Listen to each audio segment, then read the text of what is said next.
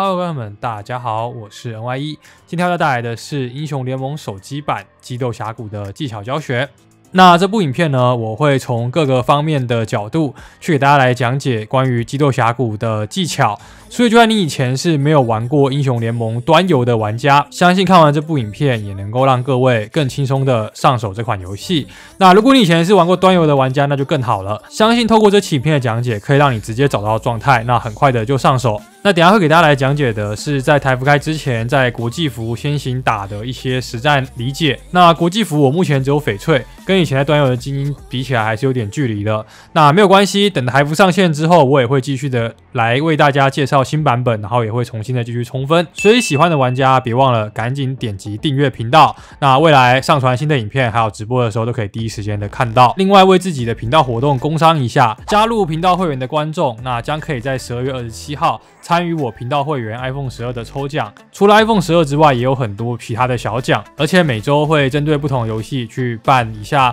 频道会员的内战比赛。那赢的观众我也会给他奖品。好啦，那工商到这边，我们马上来进入正式的爬分技巧教学吧。工欲善其事，必先利其器。所以首先第一件事情要跟大家讲的，一定是关于手游的设定。那我先讲那些大家也会比较烦，所以我这边只讲比较重要。如果你不去设定的话，可能会严重影响到你往后的游戏发挥跟体验。左上角有个预设的 language 可以选择，那台服出了以后就没什么好动的了，肯定是选择中文。那第二项是关于手机的效能，如果效能不是这么好的观众，记得要把这个画质稍微降低一点，避免你的手机过热。然后60 FPS 是一定要开的，刚刚有给大家用红色的框框起来，那也可以在游戏内中做调整。那再来是一些小细节按钮的设定，关于这个人物的锁定，这个是一定要开的。开这个设定以后，对于附近的敌人，你可以直接点头像，不需要特别去点它就可以锁定它了，这是一个很方便的设定，所以这个一定要开。那其他的部分的话，大家就可以根据自己的习惯去做调整，不是这么的重要。那我还有开一个的是这个点地图会自动靠过去走路的，这样子你在回程走到线上的时候，你可以顺便观察一下其他路的情况，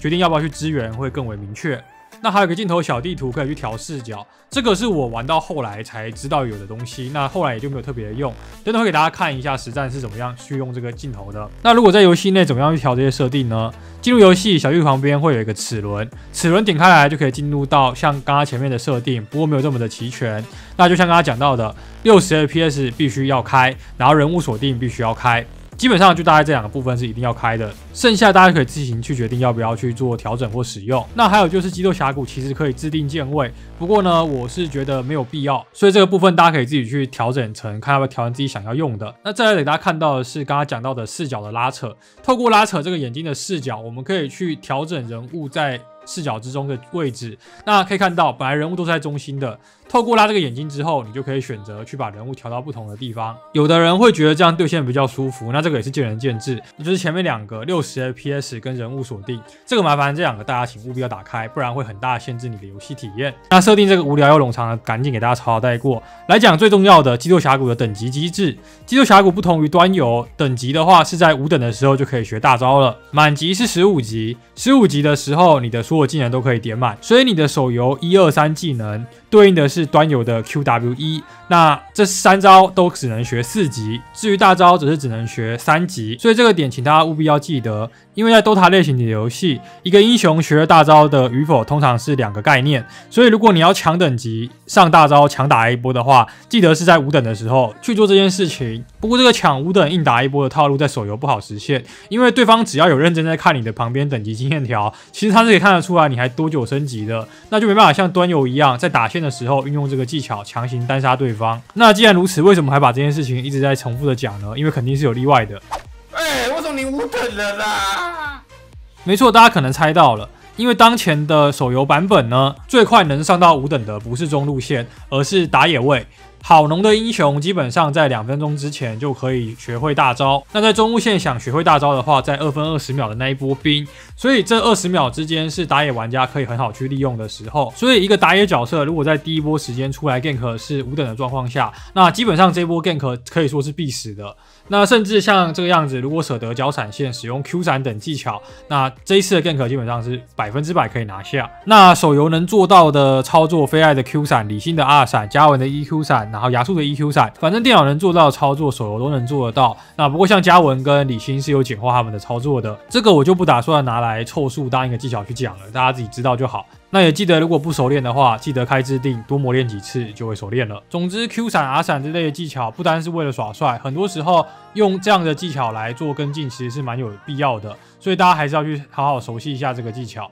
再来是给大家讲的符文的部分。符文的部分这个太多了，我没办法一次给大家讲完。那所以大家在玩角色的时候，请先学习一件事情，就是每一场你刚玩的时候，如果你对符文系统不了解，稍微看一下你这个符文的效果，那对你会比较好。因为其实有些符文在手游上的端游其实也没有，像最典型的就是这个可以吃果子加血量的这个甜蜜之牙的效果，是在吃这个果子回血的时候会多给你额外的 25%， 而且会给你就是额外的20块钱。那对于像是 ADC 或者是狗头这种上路一定会被压制的英雄，都可以考虑去带甜蜜之牙这个符文。那当然玩境也会选择带附魔之带，或者打得激进一点的可能会带群体猎捕。不过那个都是对于你游戏有一定的理解之后才开始去做的事情，你稍微知道每个符文在干嘛，然后根据你的打法，还有可能或者是你看别的高分段玩家，他会这样子去带符文，然后你去学习他这样带的思路，那跟着这样子去打，这样子对你来讲会比较强。那符文的这个部分呢，说实话，我会建议新手玩家先从原本的预设符文，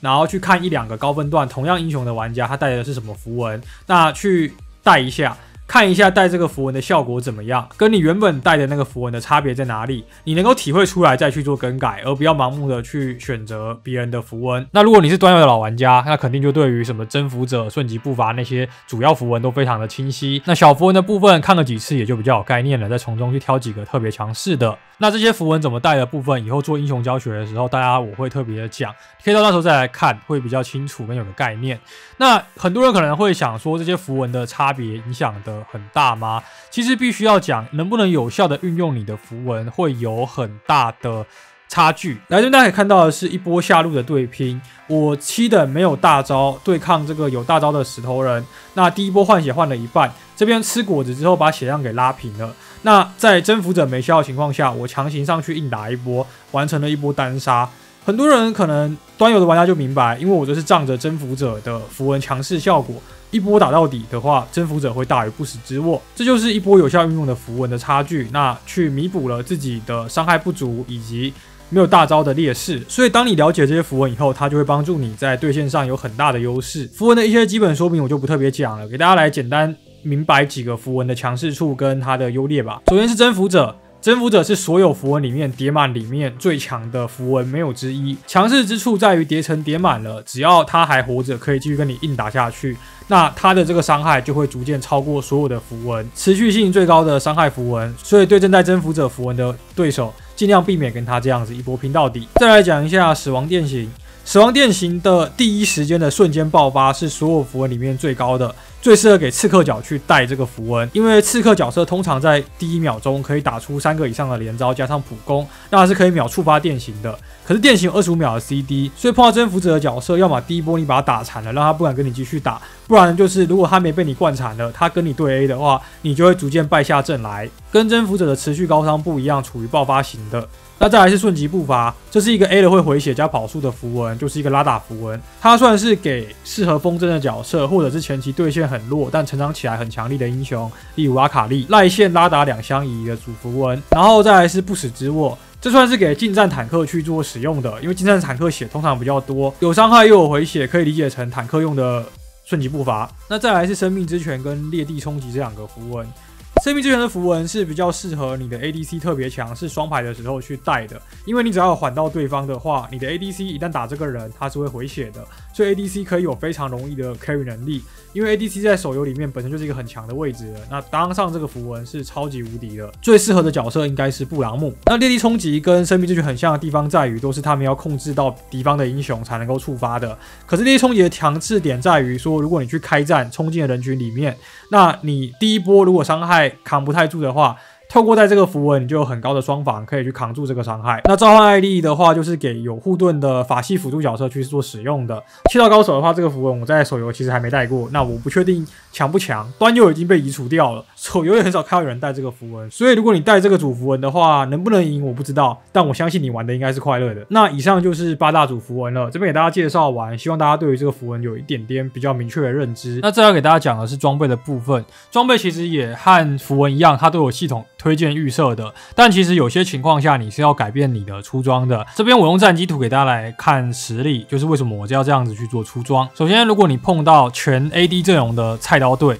那像这种时候，如果说你作为一个斗士型角色，你就不用特别的去出魔防装，那选择多撑物防，那物防装撑够了之后，再去看你的队伍有没有其他的坦克。如果整个队伍就只有你一个坦克的话，那请你再多撑一点肉。那再帮队伍再多牺牲一点，这样子你们团战赢的几率会更大。那如果说你队伍已经有其他副坦克的话，那你就不需要说完全的去出防装，可以选择多上一件伤害。这样子打起团来，你会发现你变得更为强势。那当然，如果说对方都是 AP 阵容，像这样子的话，你就不要再去无脑的堆你的物防装了，因为对于他们来讲，你撑再多的物防都是一点效果都没有的，所以你这时候就必须去做选择上的改变。这个观念可能大家或多或少都知道，但是实际在打的时候，你会发现到很多人是不会去动脑思考选择装备的，只会一昧的出推荐装。那还有就是主动开启装备的部分。玩过端游的人可能会有一些既定的需要主动开启的装备，像是陨落、妖梦鬼刀这两件装。像这两件装在手游里面，他们会直接变成了被动，是不需要你主动开启的。